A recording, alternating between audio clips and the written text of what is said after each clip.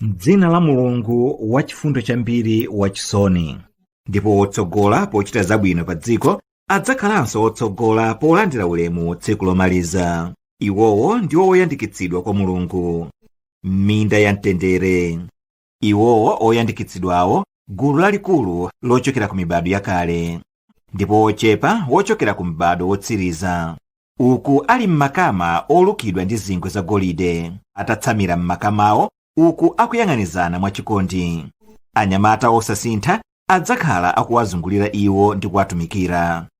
Uku atatenga matambula ndi maketulo odzazidwa ndi zakumwa za ku janna ndi zipanda zodzazidwa ndi zakumwa zochokera mwa kasupe oyenda. Zakumwa zake zosapweteketsa mutu ndiponso zosaledzeretsa, ndi zipatso za mitundumitundu zimene azikazisankha, ndi nyama ya mbalame imene mitima yawo izikafuna, ndi akazi wophanuka maso mokongola.